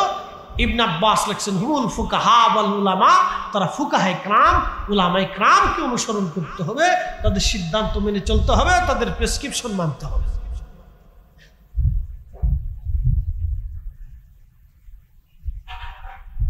আমার দিকে তাকান, দেশের চিকিৎসা শাস্ত্র কয়টা? একটা হলো কবিরাজি, একটা অ্যালোপ্যাথিক, আর একটা হোমিও।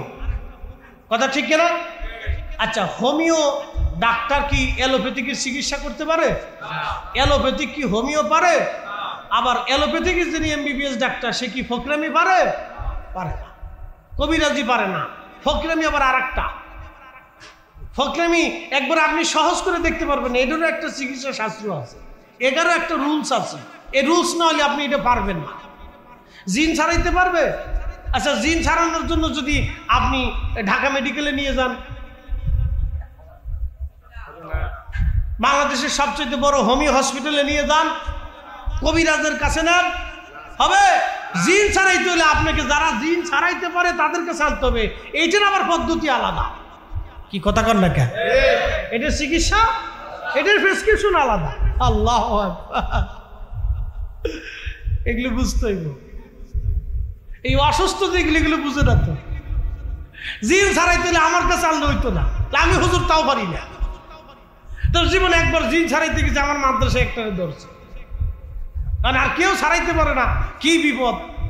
তখন আমার কয়, তখন আমি কামিলে পড়ি, আমাদের মাদ্রাসায় কামিলে পড়ি। তখন আমার বলতেছে, ভাই একটু তাড়াতাড়ি আসেন, জিনে যারে পাইতেছে তারে পিটাইতেছে। কি জ্বালার জ্বালা! এক ছাত্রকে ধরছে, হ্যাঁ তাই দাখিলে পড়তো। তা আমি তখন কামিলে পড়ি, তা আমি তো জিন টিন ছাড়াইতে পারি না। আমি হুজুর যাই, সব হুজুর কিন্তু জিন ছাড়াইতে পারে না। জিন ছাড়ানোর জন্য এর আইন আছে, নিয়ম আছে, আমল আছে। কি কথা কন না কেন? আমি ইচ্ছা করলে পারবো না। এর আবার আমল আছে, আইন আছে, নিয়ম আছে, কানুন আছে। যদি নিয়মের বাইরে যায় তাহলে জিন এসে হেরে পিটে। এটারও বিদ্যা আছে। তাহলে জিন ছাড়ানোর বিদ্যা যদি থাকে, ফকরামির বিদ্যা থাকে, কবিরাজি বিদ্যা আছে, অ্যালোপ্যাথিক আছে, হোমিও আছে, ডাক্তারি সব বিদ্যা আছে, সব শাস্ত্রে, রসায়ন, পদার্থবিদ্যা, পারমাণবিক, এই যে যত ইলেকট্রনিক বিদ্যা, এর একটা রুলস আছে, নিয়ম আছে, নেগেটিভ আছে, পজিটিভ আছে।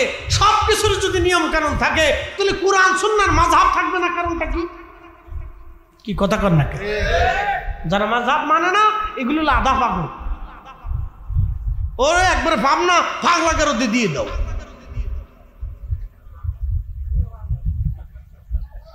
বুঝাইতে পারছি না আপনাদেরকে? হ্যাঁ, বুঝে জানি। তা আমি গেছি, যাওয়ার পরে আমার দেখে মোটামুটি একটু শান্ত হয়েছে। তো আমি যাই বললাম, বসলাম, তো দেখি খুব মুসরামুসরি করতেছে। আমি কই, তোমার নাম কি? গণেশ। আমি জিজ্ঞেস, নাম কি? গণেশ। তার মানে হিন্দু জিন আর কি। জিনদের ভিতরে হিন্দু আছে, খ্রিস্টান আছে, বৌদ্ধ আছে, নাসারা আছে, শিখ আছে, নাস্তিক আছে, বিভিন্ন ধর্মের আছে, মুসলমানও আছে। আমার নাম কি? বলে গণেশ। তা বললাম, তুমি হিন্দু হইয়া তোমার সাহস কত, তুমি মাদ্রাসার ভিতরে ঢুকছো? তোমার তো আজকে বাইন দিয়ে বোতলের ভিতরে ভরি নিয়ে পদ্মা নদী ফেলে দিল। যখন ধমক দিছি তখন একটু ডরাইছে। তো কয়, ও আমার শরীর বেড়ে মুতলো কে? আল্লাহ, তার মানে কি হয়েছে? ওই মাদ্রাসা থেকে একটা জায়গা ছিল, নাম হিন্দু জমিদার বাড়ি আছে না, আগে জমিদার বাড়ি। তো ওই জমিদার বাড়িতে পোলাপান খেলতে টেলতে যাইতো, ওখানে একটা গাছ আছিল বড় সড়ো, ওই গাছের উপরে জিনে থায়। তো হেতাই করছে কি, গাছের গোড়ায় পোলাপান, তো মাদ্রাসার পোলাপান একটু ছুটি মুটি পাইলে বুঝেন না, শয়তানি করে।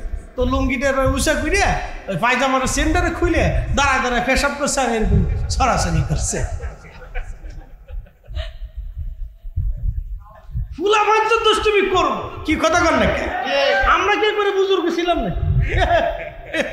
ও হচ্ছেন বুজুর্গ হয়েছে কি? বুজুর্গ ছিলেন নি ছোটকালে? কত দাঁড়ায় মুখতে দিছেন, ও কোনো হিসেব আছে? তো ওই করছে কি, সেন্টারে খুলে এরকম গাছের গোড়ার তো মুছছে, আবার একটু মেশিনটারে ঘুরাইছে। তা আমার কো আমি দাঁড়াই রয়েছি, আমার শরীরে মুছছে আর মেশিন এমনি ঘুরাইছে। আমি ওর ধরছি, ওর ছাড়বো না, ওর খেয়ে ফেলবো, ও রক্ত চুষে খাবো। আমাকে দেখো, তুমি যদি না যাও, আমি তো দোয়া কালাম কিছু পারি টারি না, আমি হলো ঝাড়ির উপরে রাখছি, তুমি যদি না যাও তাহলে তোমার কিন্তু বানবো, বোতলে বুড়িয়া পদ্মা নদী ফেলে দেবো, যাও তাড়াতাড়ি মাদ্রাসায় ঢুকছো।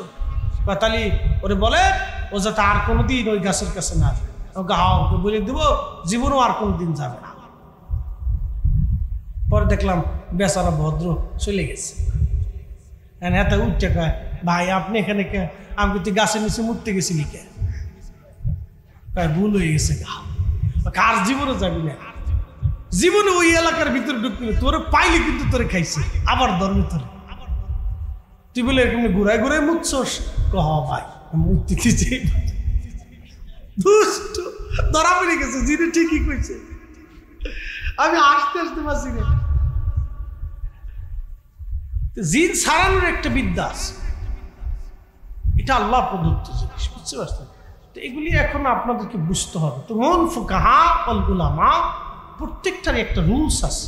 আপনি রুলসের বাইরে গেলে এই কারেন্টে শক করবে, আপনাকে ধরে ফেলবে, মরে যেতে হবে, বিপদ আছে, ক্যামেরা চালাইতে পারবেন না, ওই মাইক চলবে না, এটারও একটা রুলস আছে।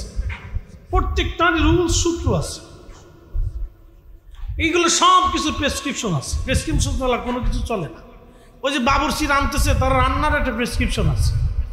প্রেসক্রিপশনের বাইরে গেলে রান্না নষ্ট হয়ে যাবে, খাইতে পারবেন না। কি কথা কন না কেন? প্রেসক্রিপশন আছে,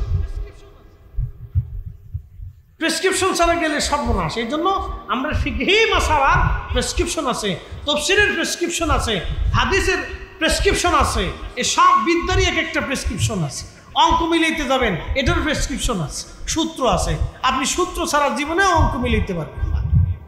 ওই যে আমাদের বাংলাদেশে পারমাণবিক বিদ্যুৎ চুলা নিয়ে কি বিদ্যুৎ কেন্দ্র বানাইতেছে, এরা যদি হুজুর গারে কান সব হুজুরা মিলে দিয়ে পারমাণবিক বিদ্যুৎ কেন্দ্র উদ্ভাবন করে দিয়ে বানাই টানাই দিয়ে আসেন, সম্ভব?